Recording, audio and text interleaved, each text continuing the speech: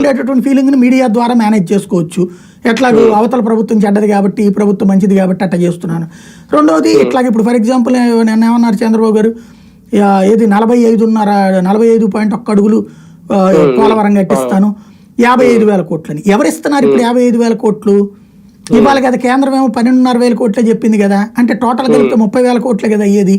అప్పుడు 41.5 అడుగులకే కదా ఒప్పుకుంది. మరి 45 ఎట్లాగవుతుంది అంటే రేపు ఫ్యూచర్లో ఒక ముందు జాగ్రత్తగా చేతులు అస్త్రం పెట్టుకుంటున్నారు అనమాట. అప్పుడు ఇది అయిపోతే ఇదిగో మనమైతే కరెక్ట్గా 45కి అడిగాం, వాళ్ళు బీజేపీ వాళ్ళు చేస్తున్నారు, అప్పటికి వెళ్ళొచ్చు అంటే డైవర్ట్ అయిపోవచ్చు అప్పుడు ఇష్యూస్ అవి నడుస్తుంది.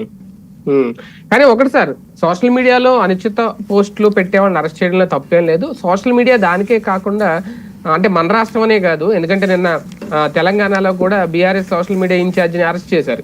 ఎన్నికలకు ముందు కూడా కాంగ్రెస్ పార్టీ కార్యాలయం సోషల్ మీడియాకి సంబంధించి అప్పుడు కూడా జరగడు. అని గెలుపోటములను డిసైడ్ చేస్తుంది సోషల్ మీడియా అని రాజకీయ పార్టీలు, అంటే అన్ని రాష్ట్రాల్లో పార్టీలు కూడా బలంగా నమ్ముతున్నాయా? అందుకే ఈ తరహా దాడులు. పార్టీలు వేరైనా అధికారంలోకి వచ్చిన తర్వాత సోషల్ మీడియాని తొక్కేసే ప్రయత్నం అని ఎందుకు అనుకోకూడదు?